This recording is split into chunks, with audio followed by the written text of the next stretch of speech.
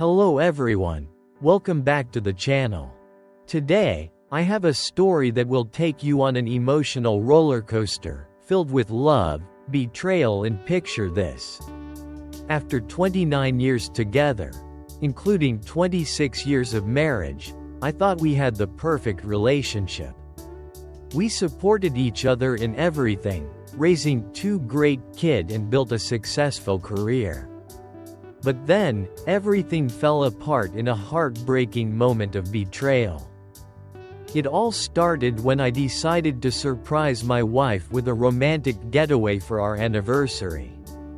I left work early, excited to share the news. But when I got home, I saw a strange car in the driveway. My heart sank, and I knew something was wrong. When I walked through the back door, my dog, usually full of energy, greeted me with sullen eyes. The sounds from our bedroom confirmed my worst fears. In today's video, I tell you every emotional detail about that fateful day and the horrifying discovery that followed. From confronting my wife and her lover to my painful journey to find the truth, this is the story of heartbreak, anger and ultimately my attempt to rebuild my life. You won't want to miss it. Let's dive into it. Remember to like, comment and subscribe if you want to hear more stories like this. And don't forget to hit the notification bell to stay updated with our latest content. Together 29 years married. For those 26 years I am a 51-year-old man, she is a 49-year-old woman, and we have two grown children, a 24-year-old boy years old and a 22-year-old girl. We met in college and fell in love. I got married and built what I believe was a great marriage. We did a lot together, communicated regularly, and resolved any issues. We both had successful careers, so we support each other in our love lives, which is great. Maybe not as often as when we were younger, but just as passionate about IT as she was. And I own a small 75-year-old landscaping company that I founded after graduating. She had been working from home a lot since the epidemic, and we discussed me quitting my job. Daily activities and working part-time so we can spend more time together and travel, especially now that the kids are established. Looking back, there are no red flags. I've read a lot about not having weird texting habits, protecting her phone from any changes in her wardrobe, not having any unusual behavior, and not having a night out with coworkers after work. She usually goes out with friends or family the next day, and someone will always tell me that I should have joined in, but I want her to have her own time, and I like the quiet in the workshop. She always comes home early, so it's safe to say I was surprised to take last week's D-Day for granted. A friend's romantic B&B for our anniversary. It was Winterfest weekend. I left work early to surprise her, telling her to pack for the trip. As I got in the car, I immediately discovered a strange car.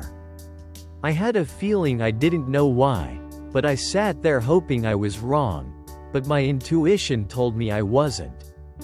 There he was, contemplating his next move, whether he should leave and face her and pretend he hadn't seen anything. I shake so much I can hardly see when faced with uncomfortable tasks at work. I told myself to try to get over it. Suddenly, my shaking stopped, and I felt strangely calm. I don't know what to do because I'm a wreck inside. I padded, walked in through the back door, and my black lab lay there looking sad as if he knew something was wrong instead of his usual excited, "God."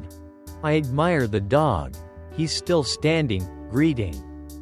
As I tiptoed up the stairs to the top, the sounds from our bedroom became clearer. As I approached, the door opened, and I saw her mistress lying on top of my wife. I stopped for a moment before screaming. Writhing, he rolled around trying to get out of bed but ended up entangled in the bed sheet. My wife kept screaming, "Oh my God," trying to cover herself but couldn't because he was still entangled. Finally, he freed himself and caught my head and looked for his clothes on the other side of the bed. I suddenly realized they were right where I usually land because for some reason I hit him and grabbed them. My wife was crying. Bloomed again and again. I apologized. I went back to the door and stood there while he stood next to the naked person. I grabbed the bed, the big armchair in the corner, pulled it to the door, and sat down. He asked for clothes, but I refused and threw my wife's coat hanging on the door, and he started approaching me even at the age of 51.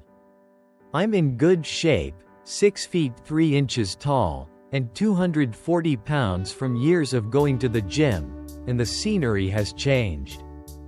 Help me stay healthy. I looked at him and warned him that if he came any closer, it wouldn't end well for either of us. He would end up in the hospital, and I would go to jail, so why don't you sit down? My wife is there now. Cried into his pillow and sat down after a moment of awkward silence. Next question. How should I answer? I honestly don't know. My wife's crying subsided a bit, and she finally sat up. I took out my phone and announced that you both would spill everything while I recorded it. They exchanged looks, and my wife asked what you meant by everything. I replied exactly that everything was how it started, how long it had been going on, where the hotel was, the dinner, the works, everything my wife insisted on. This was the only time I yelled bullshit. No way you could feel free to take him into our bed if this doesn't make sense. Adultery. If you lie to me again, I'll walk out that door and find a divorce lawyer. She burst into tears again, so the truth came out over the next 10 to 15 minutes. It happened over 9 months. It started with him flirting with her and continued until he bought her lunch and she had a few drinks. Then they stayed in a hotel, and she went to my house. That night, as if nothing had happened, she insisted that it was tearing her apart, and she wanted to confess but didn't know how. Again, I cried foul. They wouldn't have gone on that so easily if it were tearing you apart. They even attended a week-long work conference, which I usually attended with her, so she informed me that company policy had changed and spouses were no longer allowed. I put the phone in my pocket, and the room was silent again. Then, an idea suddenly came to me. I rummaged through his clothes to find his phone and asked for a secret. His code, which, surprisingly, he provided, so I started browsing through his phone. I discovered some photos of a woman. I guessed it was his wife and asked about her name, Carol.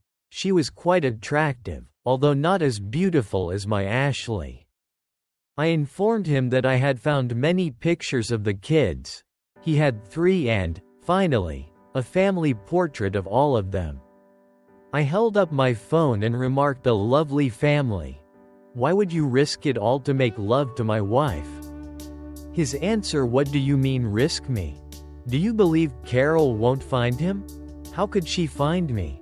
I was about to call her, but he stood up and protested. "No, you can't," my wife yelled. "Please don't do that to him." I snapped. "Could you not do that to him? You broke me, our family, our friends, our future, and my heart, and you worried about his health." I was shaking again, trying to hide my tears, but I couldn't hold them in anymore. I sat plopped down on the chair and started crying. She tried to get close to me, but I glared at her commanding and kept my distance. After a while, I regained my composure and glanced at his phone again. He begged again. "Please, I beg you. I promise I will tell her you will," I retorted. He stood there begging me not to do that.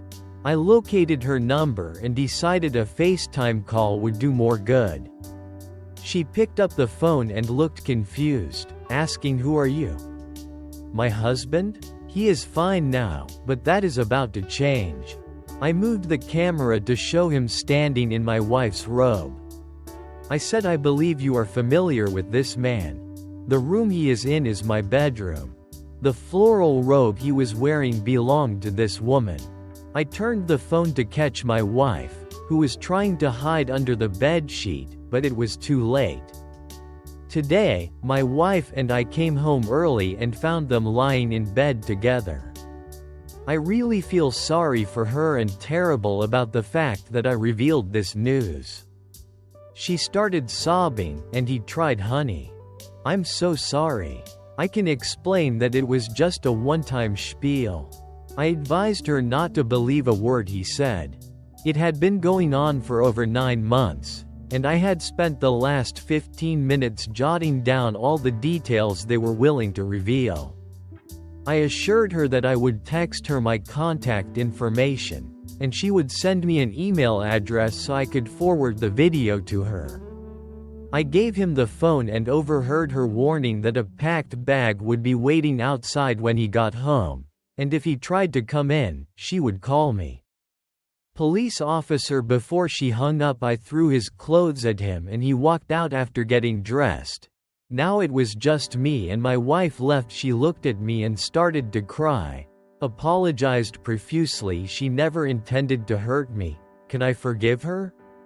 All the typical scammer excuses were nonsense. I stared at her guide to pack up and get out of the house. I went downstairs and poured myself a drink. I was sitting on sofa as she went down the stairs. She started to approach me and I ordered stop. She asked if we could discuss this and I replied maybe, just maybe, but not now. I informed her that it would be extremely difficult to resist finding a divorce lawyer and she started crying again. She looked at me and I could say "and I love you" right on the tip of her tongue. I interjected on "You don't dare say those words right now because I don't think I'll trust them again." More tears fell as she turned around and walked out the door. Seeing her in tears walking out the door, my whole world left collapsing on the floor, shaking without stopping crying. I couldn't tell how much time had passed, but eventually I tried to sit up, still in tears, and I called my friend, my closest friend. I tried to speak, but the tears started flowing again, and I couldn't get the words out. He asked what was wrong, but I couldn't answer. He asked if I was home, and I managed a grunt. Yes, and he assured me he would come half an hour later. He was in my living room. I was still in tears. I gave him my phone with the video, and he started the first watch. I couldn't bear to hear it and went to fix both of us a drink. He went to the kitchen, got my drinks, dumped them both down the sink, and said this wouldn't help his friend the most. I decided I couldn't stay here alone tonight and told me to pack my things upstairs. I went back downstairs, and he tied up my experiment, and we went to his place to update everyone who commented that my friend's name was amazing. I couldn't agree more. Because of our long friendship, it was natural for our families to be close. Our children are also friends, and when they were young, we used to go on family camping trips for many years. My wife, Terry, and I became close friends, which had something to do with what happened next. As we drove to his house, I was quiet, and Dan got increasingly angry as we got to his place. Walked in and asked Terry, "Do you know?" She replied with a confused answer, not knowing what made him raise his voice and ask again, "Do you know?" I intervened, telling him to calm down and reminding him that this wasn't his fault. He realized he was out and apologized to Terry with a hug. Now Terry is perplexed. She took my dog out and didn't want to hear it again when it was all over. Terry came out in tears and gave me a long, comforting hug. She took my hand, and we went back inside. The three of us spent the next hour or so talking and crying and talking, all the while on my phone. Was making noise non-stop. As you can guess, it was my wife. I ignored calls and deleted messages without even glancing at them. Then my son rang. He was curious about what was going on with Mom. He was at his place, and his wife claimed that I kicked her out. I asked him to do so, and she told me why. He answered no. I told him to give her the phone, and she needed to explain. He asked why, and I told him I would send him the video if she didn't answer, and then I hung up. About 10 minutes later, my son called back, sobbing as much as she could. Is a series of WTFI going from being sad to being a father comforting him that everything will be okay and that none of this is his fault? His mother would stay the night and quickly end the call. My phone rang again, and this time, it was my daughter. I forgot I asked her to watch the dog while we were supposed to be away for the weekend. She is wondering where Cooper is, my lab as I tell. Her plans have changed, and we won't go, but she can still stay home. Neither of us will be home tonight. She asks if she means both of you. Where are you both? I told her I was at Dan and Terry's house and your mom was home when your brother protested. Dad told me what was going on. I answer.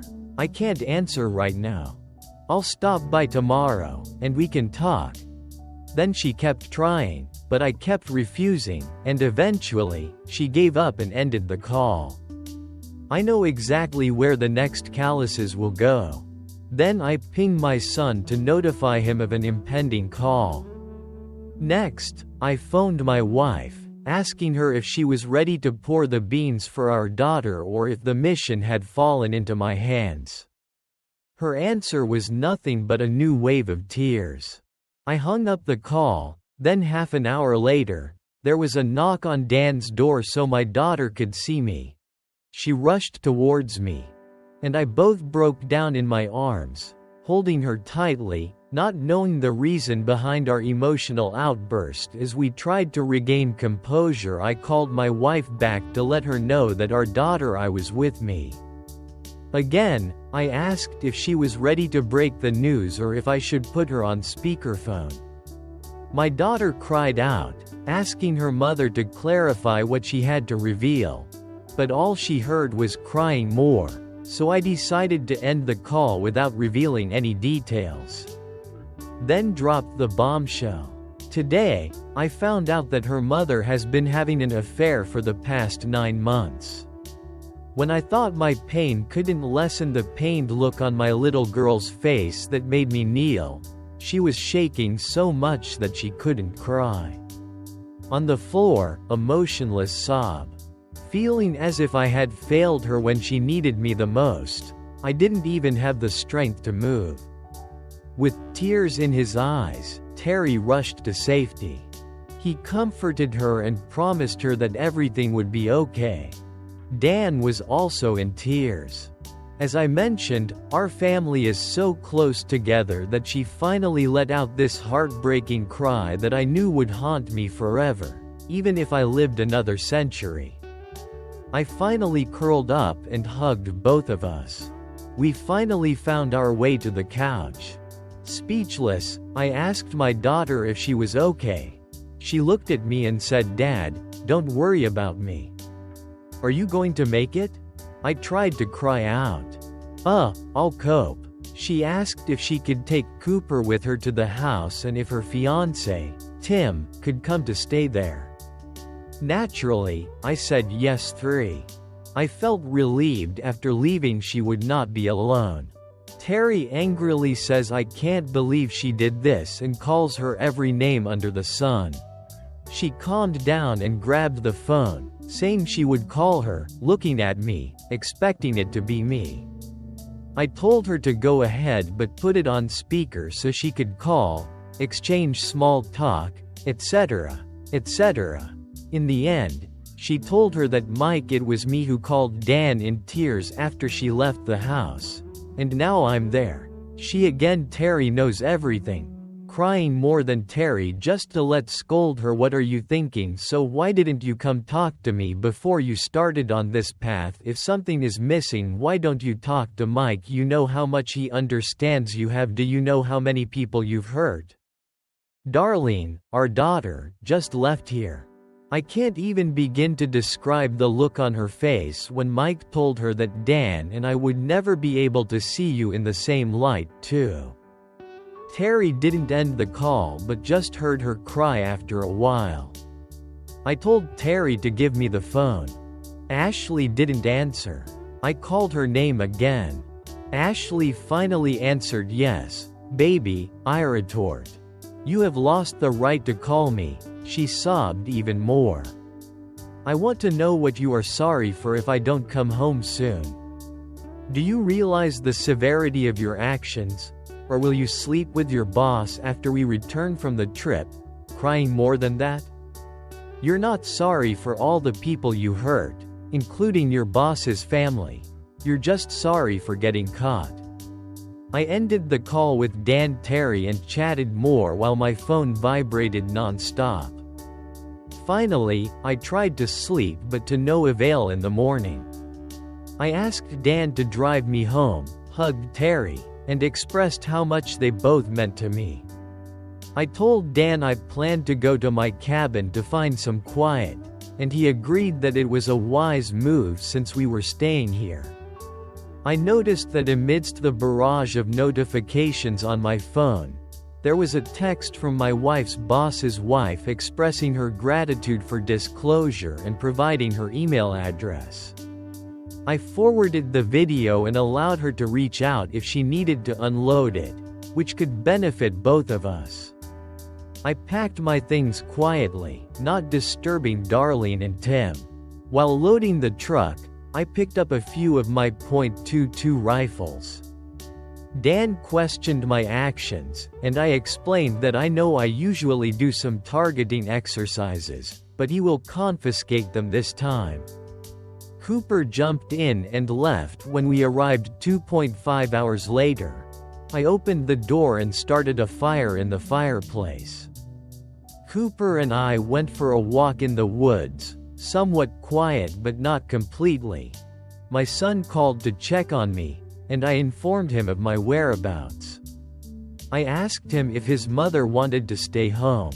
The house is fine, but she must clean it before I return. He agrees after we go for a walk. Cooper falls asleep by the fire, and I chop wood.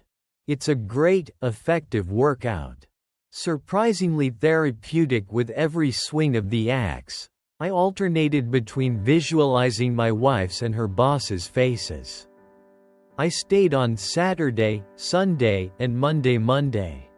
First, I called my office to let them know that I would be out for a while but could be reached in case of the next emergency.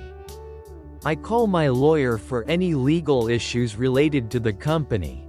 My divorce lawyer referral is on Thursday, and I have to meet with a lawyer. I've been in touch with you.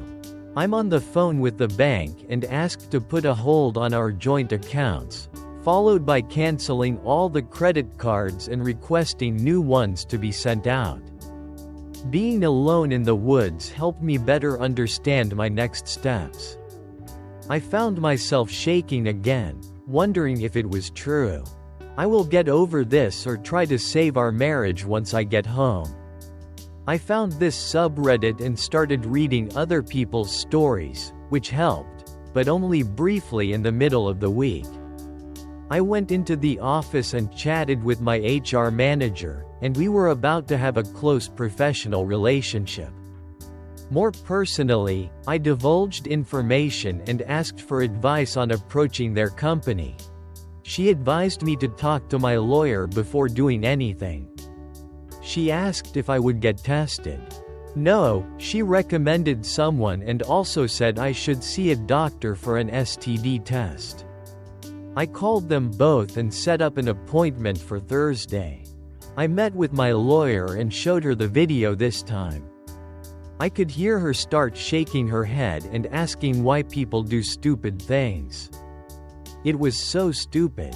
It turns out she has absolutely no tolerance for cheaters. Her husband cheated on her and dragged her to hell so much that she changed her practice and became a divorce lawyer.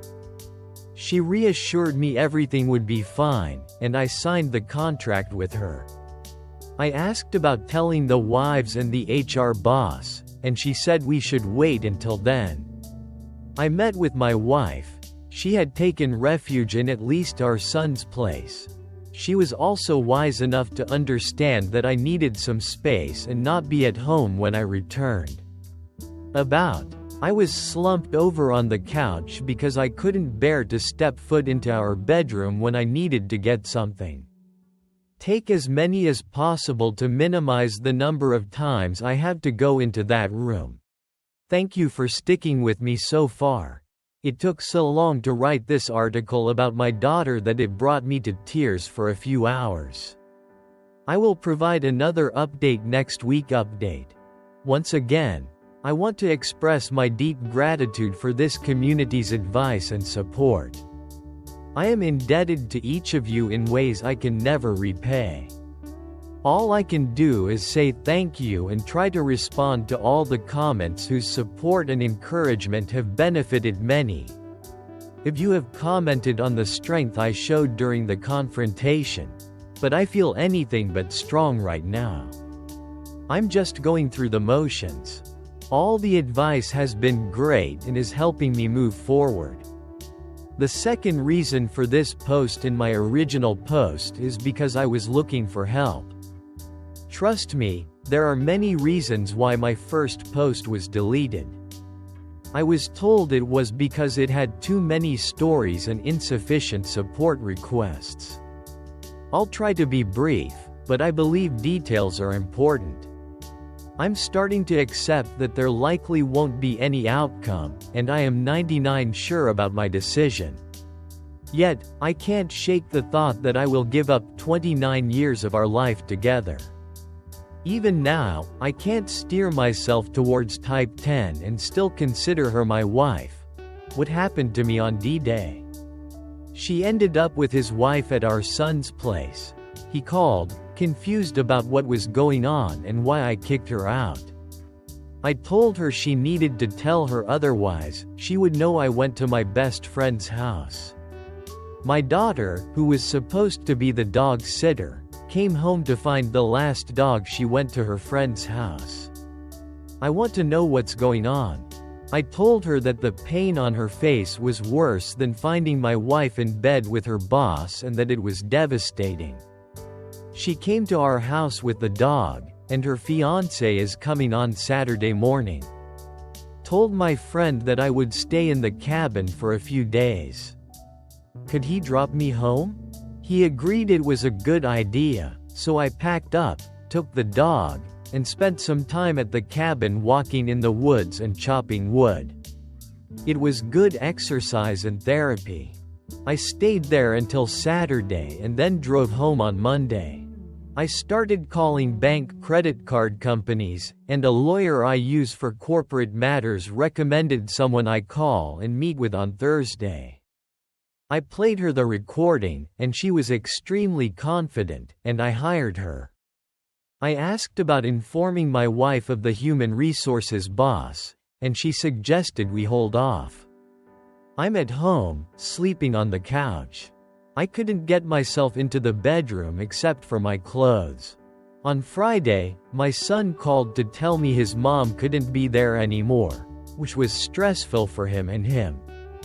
Could her wife come home?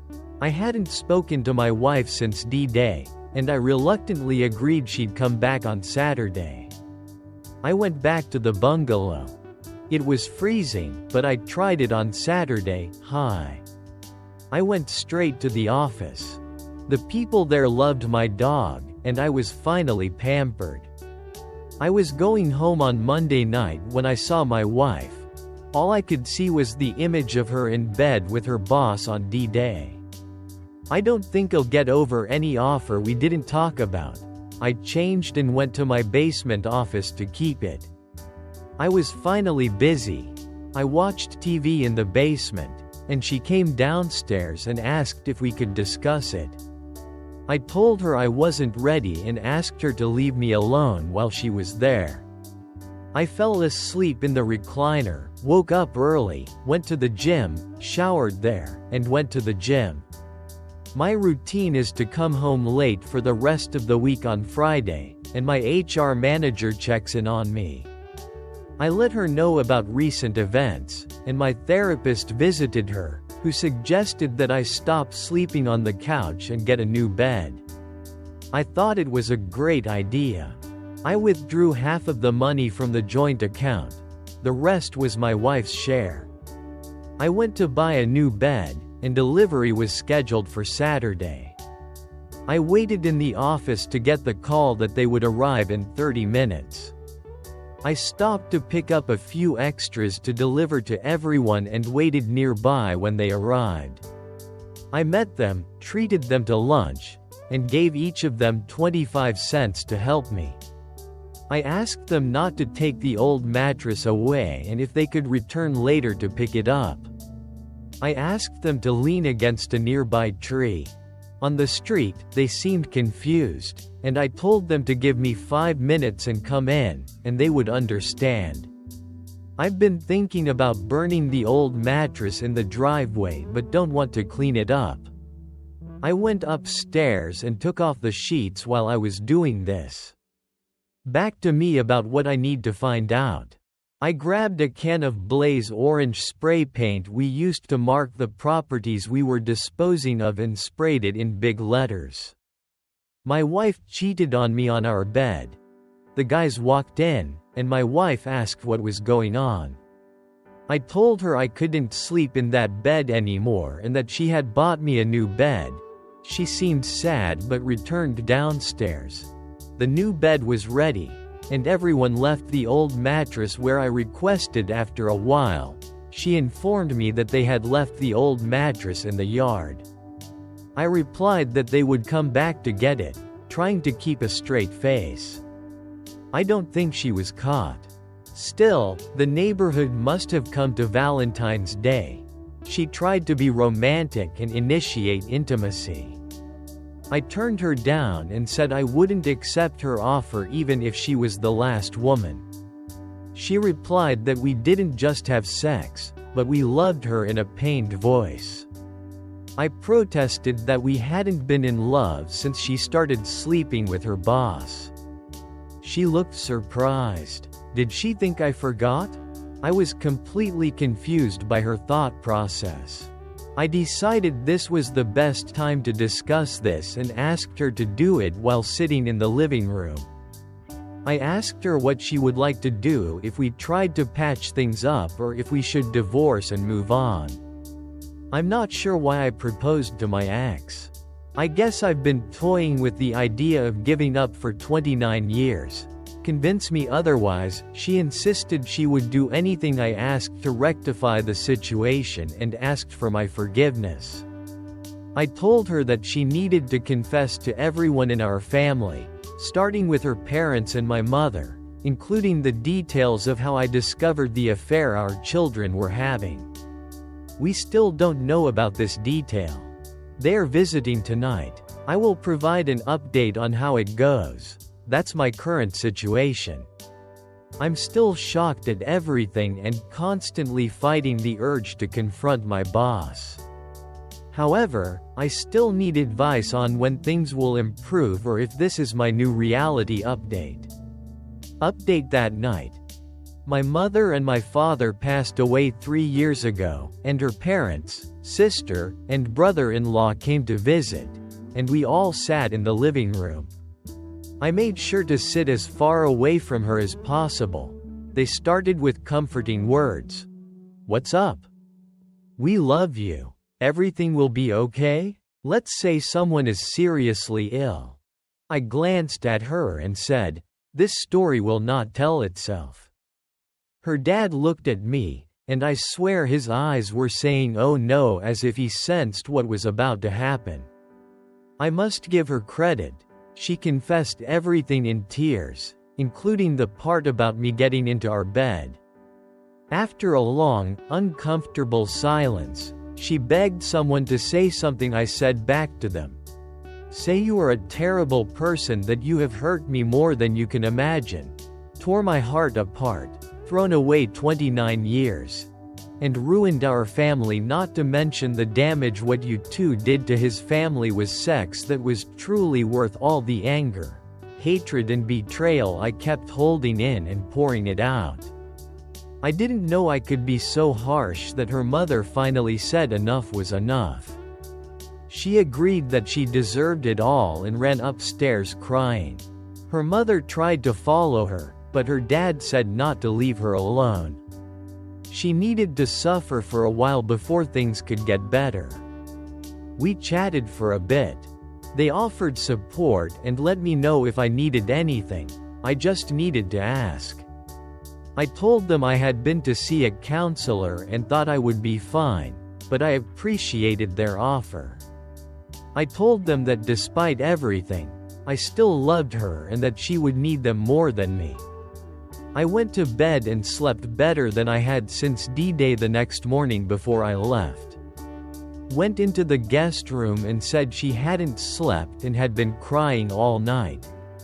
I truly believe that for the first time since D-Day, the gravity of what was happening finally made her tell her family and be as angry with her as I was. I thought it was dead. She was out of the fog of love. She looked remorseful. I told her we needed to talk, and I did more talking than she listened. I explained that I was 99, leaning towards a separation kiss, but I was still clinging to the 1% life raft, wondering if there was any hope. What should she do? I asked them to help me through this. She said she would do anything to please don't do anything. I reminded her of the story I told her when my father passed away when I was 17, in which he shared some wisdom with me. He said you will face difficult times in life, but how you handle them says a lot about your character. Never make important decisions when you are upset. I brushed it off. Normally, yes, Dad, whatever. I started crying, saying how much I wished he was here to tell him I was listening. She stood, got up, and hugged me. I didn't respond, but it felt good. It made me uncomfortable. She sat down, and I told her she needed to move. I can't make it work if I see her daily, which we must do. There was no contact. She agreed and asked what else she could do. I told her I was too emotional to think straight, but I'll let her know on the way to work. I called my lawyer and made an appointment with her. She was free today so that we could meet her for coffee.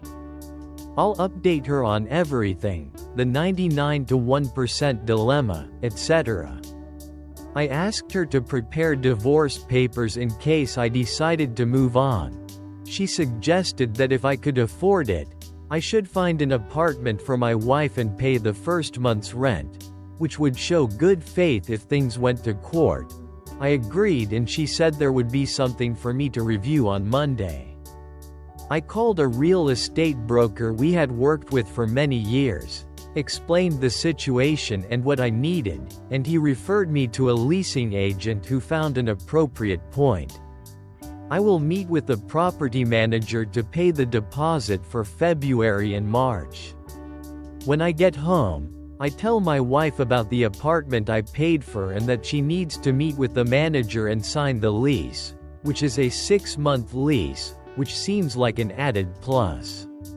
She was surprised at how quickly I acted and that I needed her not to come home while our children were away. I arranged for the movers to come on Saturday. When she came home, I told her about the move and asked why she didn't ask about the financial problem finance. I informed her that I canceled the credit card from which I withdrew half of our joint account and canceled the debit card. She seemed angry but admitted that she did not blame me. It turned out she didn't need to spend anything because she was dividing her time between her residence and our son's residence. She also revealed that she requested time off work due to personal issues, which allowed her to take paid vacation in advance on Friday.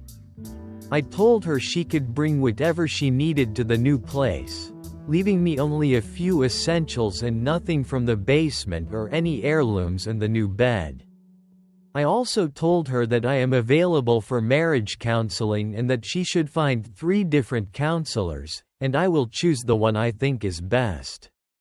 I left early on Saturday morning and returned to an empty house. Half, including TV, is okay. Anyway, I wanted a larger one. My friend still had mine, so I stopped by to get my favorite bourbon and enjoyed a glass while typing. Sorry this took so long. Thanks for reading this. Tomorrow, I will exercise, make my favorite chili, and buy a new TV. I am sure I will have more posts in the future. Thank you.